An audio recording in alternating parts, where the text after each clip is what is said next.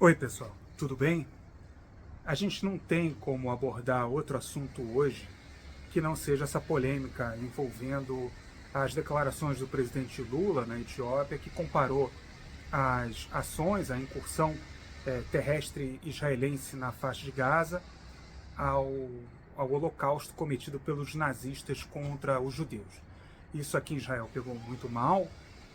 Israel tomou uma medida, o Ministério das Relações Exteriores de Israel tomou uma medida considerada forte no mundo diplomático e convocou o embaixador brasileiro em Tel Aviv para uma reunião de repreensão com o ministro das Relações Exteriores aqui de Israel, Israel Katz.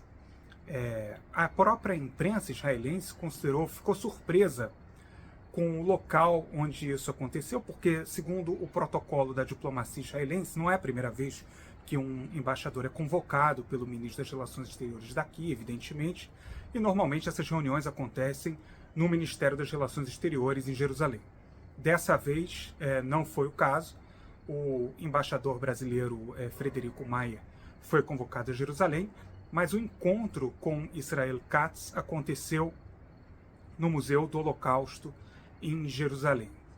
Por aqui, inclusive, há quem tenha classificado a situação como uma visita educativa, entre aspas, do embaixador brasileiro ao Museu do Holocausto em Jerusalém, e depois dessa visita e depois da conversa com o embaixador, Israel Katz fez declarações públicas fortes e disse, entre outras coisas, que inclusive há questões familiares, que a família dele é de sobreviventes do Holocausto e que isso é algo que cruza todos os limites aceitos por Israel. Ele disse, entre outros, que o presidente Lula não é mais bem-vindo por aqui, usou o termo persona non grata, inclusive, a declaração oficial, em inglês, pelo menos, fala em persona non grata, enfim.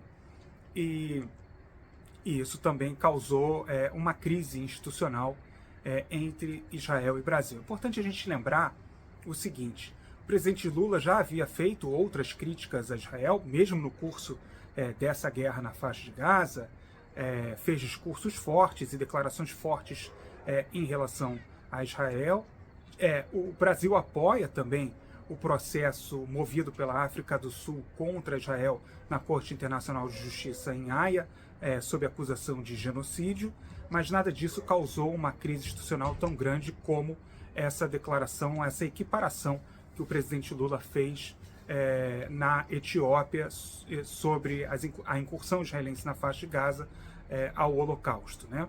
Importante a gente lembrar também algo que está lá no nosso site, israeldefato.com, que a Aliança em Memória da Lembrança do Holocausto, como organização internacional, estipula uma série de pontos que definem o que é antissemitismo. 35 países membros a essa aliança já adotam essa definição de antissemitismo internamente em seus países. O Brasil é um dos 9 países observadores, e entre esses pontos está claramente o seguinte, que é antissemitismo, de acordo com essa aliança, né? É antissemitismo fazer comparações entre as políticas israelenses e as políticas nazistas. Então, portanto, de acordo com essa definição internacional de antissemitismo já adotada por uma série de países, as declarações do presidente Lula são consideradas antissemitas. É importante a gente lembrar também que essa não é a primeira crise que vive Brasil e Israel desde o início dessa guerra na faixa de Gaza. A gente abordou esse assunto lá no site também, algumas vezes. O que teve bastante repercussão no Brasil foi a situação envolvendo os cidadãos palestinos brasileiros que vivem na faixa de Gaza e a dificuldade que eles encontravam para sair. De acordo com a narrativa do Brasil, e que inclusive ficou bastante popular na imprensa brasileira, era de que Israel impedia a saída dessas pessoas da faixa de Gaza. Nós, no nosso site, com a missão jornalística que nós temos, nós corremos atrás de obter essa informação. Eu procurei uma das fontes ligadas à diplomacia brasileira, que na época me disse que eles não tinham certeza se tratava de Israel mesmo, que estaria impedindo a saída dos brasileiros da faixa de Gaza. Eu procurei também o Exército de Israel, que disse naquela ocasião que não era Israel, porque Israel não controlava a fronteira, mas quem estava impedindo naquela ocasião a saída dos brasileiros era o próprio Hamas. Enfim, ficou essa situação bastante divergente entre Brasil e Israel. Apesar de tudo isso, apesar dessa apuração da nossa parte, essa narrativa acabou se sobressaindo no Brasil naquele momento. Mas isso repercutiu pouco por aqui. Por que eu estou trazendo esse assunto de volta? Porque a situação atual é um pouco diferente. Não é que haja grande repercussão nas ruas em torno dessa declaração do presidente Lula, mas há uma repercussão maior do que aquela primeira crise envolvendo o Brasil e Israel, a ponto de os telejornais aqui em Israel eles estarem repetindo esse assunto a cada hora, mais ou menos. É claro que a tendência é que o assunto desapareça da imprensa ao longo do tempo, mas há uma repercussão maior do que aquela primeira crise entre Brasil e Israel em torno da situação envolvendo os brasileiros na faixa de Gaza.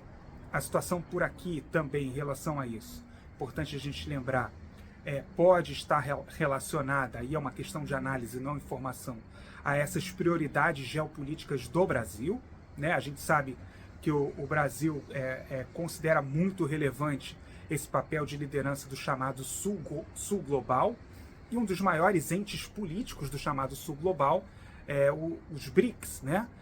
O bloco que originalmente era formado por Brasil, Rússia, Índia, China e África do Sul.